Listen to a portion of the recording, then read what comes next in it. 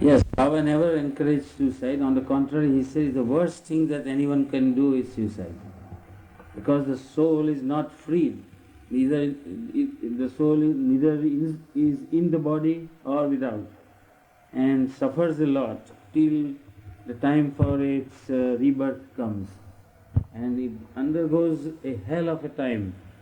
And after coming, the soul suffers so much that it gets, many times soul wanders around the perfect master to forgive him or her, and so that it can have another birth. Sometimes the compassionate perfect master has mercy on them and they take the birth according to their samskars. But Baba said that one should not, under any circumstances, think of even committing suicide.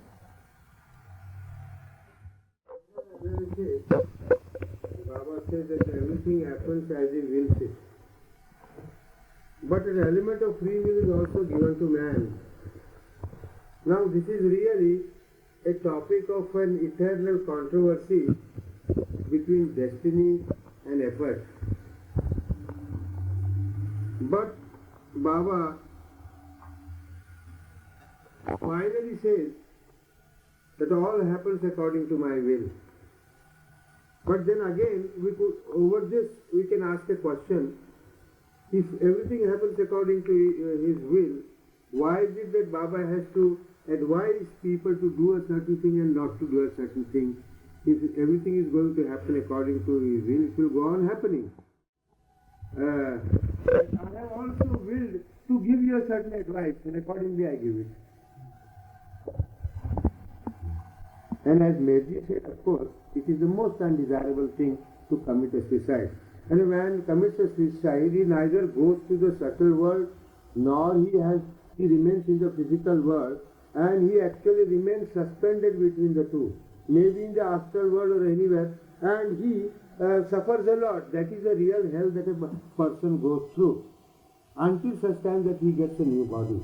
And invariably, such souls wandering in suspense try to seek the help of the perfect master or the avatar, and when the avatar is in a resting position at night when he sleeps, apparently he sleeps, he is always conscious. So when he is in a resting position, these souls you see come and hover around the perfect master or the avatar in order to get help to quicken the time for to get a physical body. And of course, Baba is always compassionate. And I remember an incident at Lonavala, a place about 40 miles away from Pune. There is a bungalow in Lonavala where people would really not dare to stay, because at night certain noises were heard, certain things happened at night. Once Baba went and stayed in the bungalow, and I was there with him, Gustaji was there, Baidul was there, just a few others were there. I was asked to keep the watch the whole night near Baba. Baba always had somebody as a watch the whole night, every day. So, in the middle of the night, things happened which I could not really imagine. I heard certain noises, and the wall of the house, the compound wall, somebody I could not see, just I felt that somebody was hitting with his fist on the wall and making a big noise. And Baba had of course warned me not to get away from him, and to be as near as possible, and under no circumstances to doze off or to sleep. Another thing we noticed was that all the water taps were closed by Gustaji before he slept. And in the morning we saw that all the water taps, somebody had opened it, and we did not know how anybody could have done that.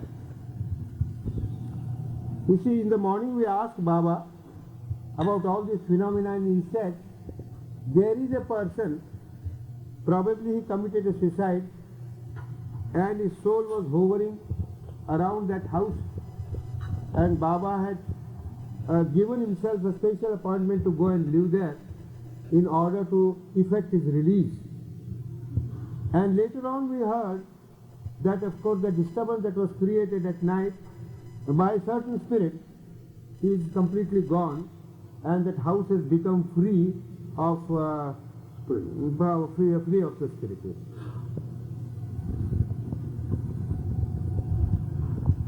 So the avatar or the perfect master has to intervene in cases where suicide are committed, and if no intervention or help like this comes in, then the spirit has to pass through the time as if was in the physical body and met with a natural death.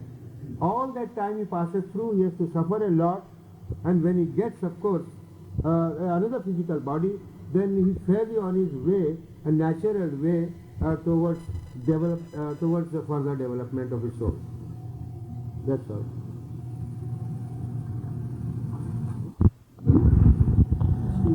In Manzil Meal, I had never seen a spirit at all, but Dr. Abdul Ghani Mulsif, who was under Baba's orders, always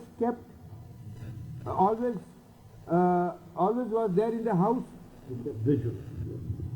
He was given a duty at night to keep a watch near Baba. In Manzil-e-Meem, Dr. Abdul Ghani Mulsif was given the duty of keeping a watch near Baba the whole night for a number of days.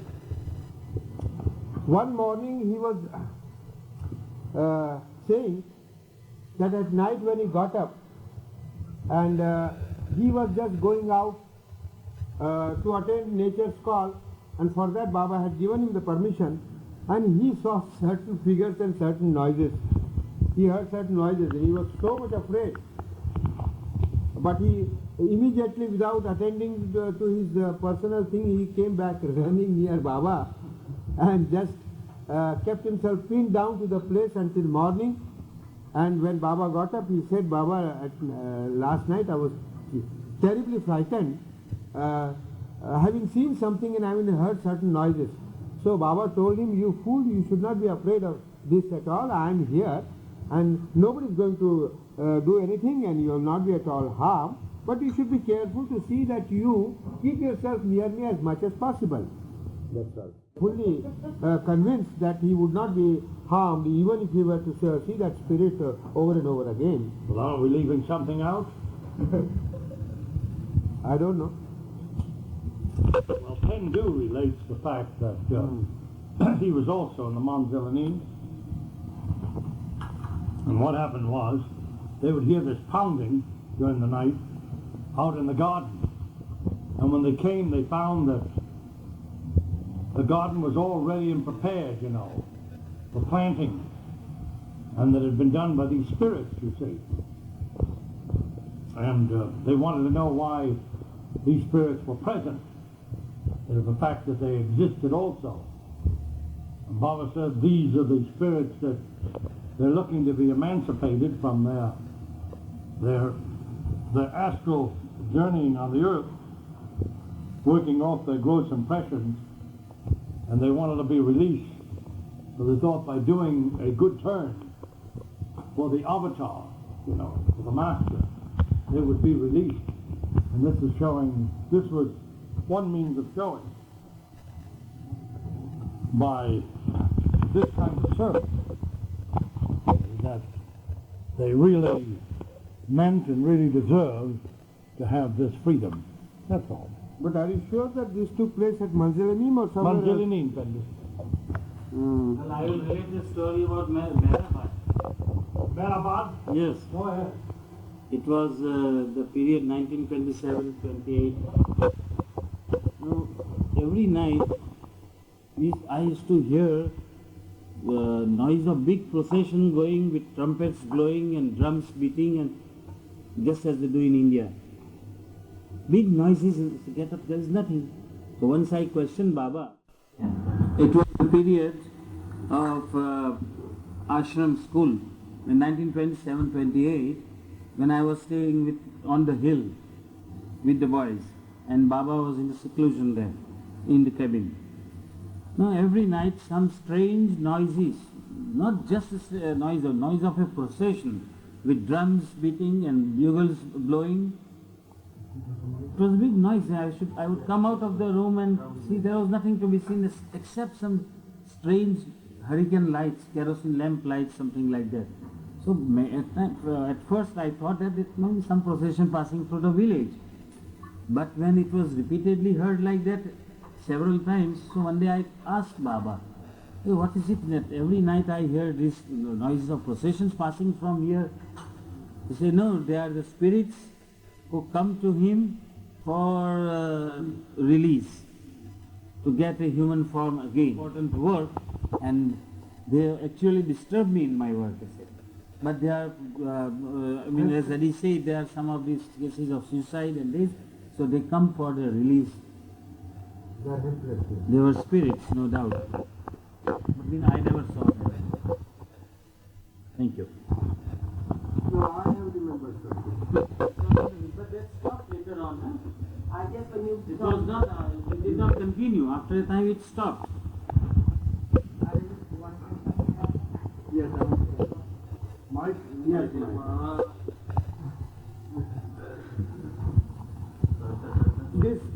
This reminds me of a different story altogether. Although it doesn't deal with a spirit, but it deals with a yogi. Very good. In a place called Kathgodam, at the bottom of the Himalayas, Baba once went.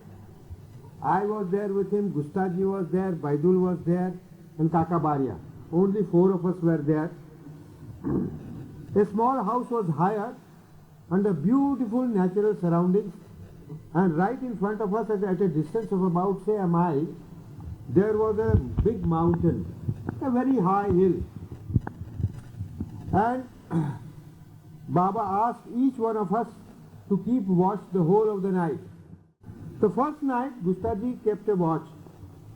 In the morning, he started saying things about his having seen some ball of light on the top of the mountain, a moving light. And when he was relating the incident in presence of Baba, I said, "Baba, Gustaji is gone goofy or mad, I do not know. What is that light he has seen on the top of the hill? I really cannot imagine." Baba just grinned and did not say anything at all. The next day, I think it was Baidul or Karkaria, he started saying almost a similar story about the light being seen. I did not believe at all. Baba did not say anything about it. My turn came to keep the night watch, and I saw really a very wonderful thing, and all my misgivings disappeared completely. You see, after midnight I saw a ball of light on the top of the hill, straight moving, as if some man was carrying a very bright lantern in his hand, and as he walked, you see, the light moved along with it. And I was gazing at it for a few minutes until the light completely disappeared. I was very curious about it. In the morning I asked Baba, I said, all what Gustaji and others saw was really true, because I too saw with my own eyes a ball of light moving on the top of the hill. Baba says, yes, there is a yogi over there. But I said, what could that light really be? I do not understand. Baba says, you will not understand, but there is a light, and it is because of that yogi you are able to see that light.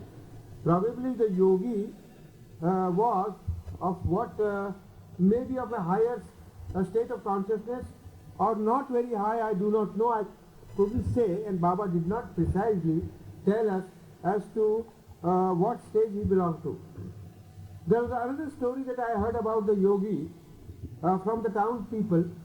They said that the yogi has his own place over there in a cave, and that cave every day is cleaned by a tiger who comes along and cleans the ground of the cave with his tail. But Baba said nothing about it, and I do not know whether the story that went round the town and I heard it was really true. That's all.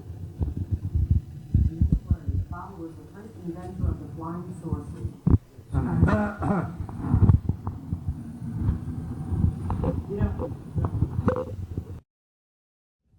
you all set? Yes. Hmm? Yes. Well, there's a story told about Elcher. Elcher's name was really Edith, but to distinguish him from Edith Gisawal, they called him Elcher, and he was known as the clown of Baba's Darbar. He's a very funny man, and very humorous, and he knew how to make Baba laugh.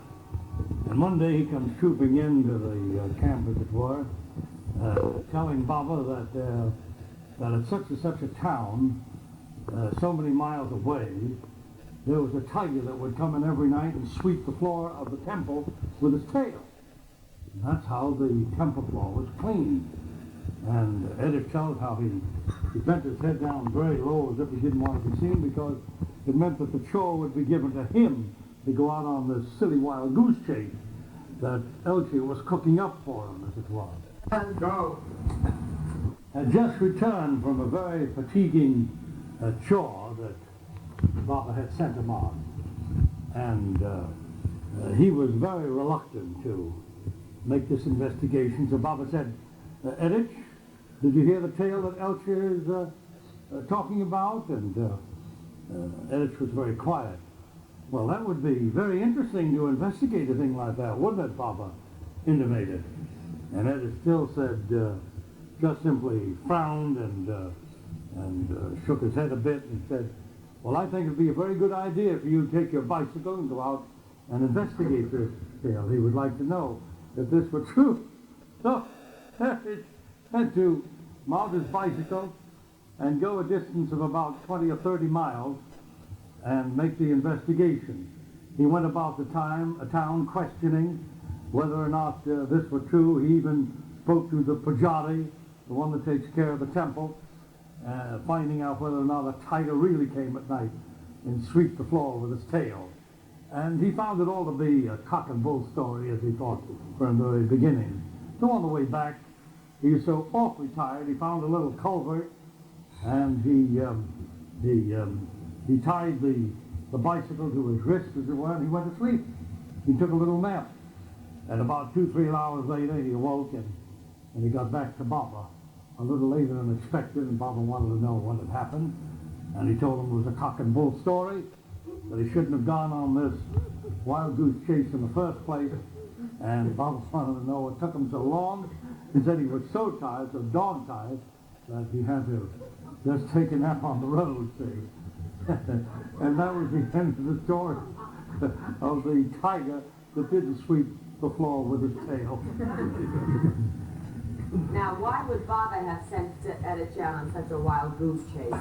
I think it's another illustration of Baba trying to smash the ego of his Mandali so that he can make them better fit to be the slave of the avatar. The Mandali, in order to be fit for work for the avatar, had to respond to every wish of the master, irrespective of whether you think it is a cock and bull story that you're to investigate or something that's genuine. So long as Baba indicated that you must go, you must obey, irrespective of what you thought of it. Because the objective is to be pulverized to dust at the feet of the perfect master. And then, only then, Baba said, one can be raised to that highest state, which is self-realization. Part of 1922, when Baba had left Upasni Maharaj's place finally and went to Pune, Ferguson Road, he was staying in a small thatched hut where people used to go for his darshana, and I was called there every evening from my college and the whole of the Sundays. Arjun was the man who was near Baba, and Behli was another man who was near Baba. Both were Baba lovers and Baba disciples, and they were given certain duties to do. One day, a night watch duty was given to Arjuna, and he was given certain instructions to keep himself confined in the hut and not come out when he was inclined to do so. Somehow or the other, for some reason, this Arjuna happened to come out after midnight. And the moment he stepped out of that hut, he saw a very, very huge figure of something very hideous. And he was so terrified with the sight of it that he almost lost consciousness on the spot. He actually did not become unconscious, but the fright gave the feeling of having become unconscious. Later on it was found that he fell ill and was affected with jaundice. And of course Baba was there, and Baba told him that you should have obeyed my instructions and not gone out of the hut, since I had asked you to keep yourself confined and keep awake, but inside the hut and not outside the hut. See, that illness persisted, and he kept ill for a very, very long time. And after many years, after the period of Manzil-e-Meem, and many years after the period of Meherabad, Baba happened to go to Lonavala, and there Arjuna died. And he died of the same disease that he had contracted, namely jaundice, after he became very frightened, having seen that hideous figure, having not obeyed Baba's instructions which were given to him. That's it. So in other words, when you disobey Baba, he doesn't stand you Well, he is very compassionate, the lesson. but things that are to happen really do happen, and I am inclined to think that Baba probably wanted him to go through that experience for his own good, and we do not, the ways of the avatar are really unfathomable, and we do not know, in spite of the warnings that he gives, you see, things do happen, and it is nothing but if he has established for himself an ideal of loving Baba and obeying Baba, keeping that in view all the time, he should do other things. He should not act or behave in the world in a manner which will jeopardize his ideal, jeopardize his services or his love for the one whom he has accepted as his master and God. Then he has to adjust himself as the circumstances demand. Keeping that intact, the best thing is to live with your parents, with your relatives. But if you really feel that living with your parents, living with your father is absolutely going to snatch me away completely from Baba and Baba work, then in your place I would not live with my parents. But if I think that I can, by living with my parents, you see, living with my parents is not going to interfere with my love for Baba and with the work that I do for Baba, I would give myself a first chance to live with my parents and keep them satisfied also. Why shouldn't I? So let's say if one is at a distance then from their parents because they feel that they cannot really get that well along with them, how should their attitude be then, even though they are... Not getting along with them, of course, this situation is brought up by the differences in temperament. It is one thing. You see, if this disparity is created just by the mere fact that there is a gross interference in your life of loving Baba and doing Baba's work, then in your place I would not live with my parents. But if it is really not going to interfere at all, only you feel the interference because of the temperamental differences, then I will try to adjust with my parents as much as I can. Because in my life also, in the beginning, my father did not accept Baba as I had done and as my mother Gulmai had done, you see. But I didn't think of giving him up.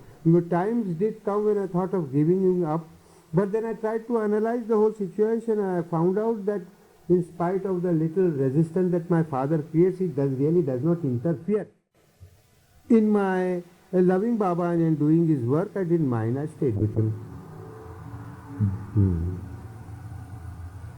Yes, so as far as how does Baba like the attitude, the personal attitude towards one's parents to be kind, to be Should they still The be loving? attitude not only towards one's parents, of course one is obliged by natural circumstances to be very kind and obedient to an extent with the parents and also to other human beings. And why should not be one kind to the parents? Greatest doctor is he who gives you the treatment without the least pains and cures you of your disease, which you carry down from ages past. Baba presented before me all the conditions which I had to accept or not accept before joining the new life.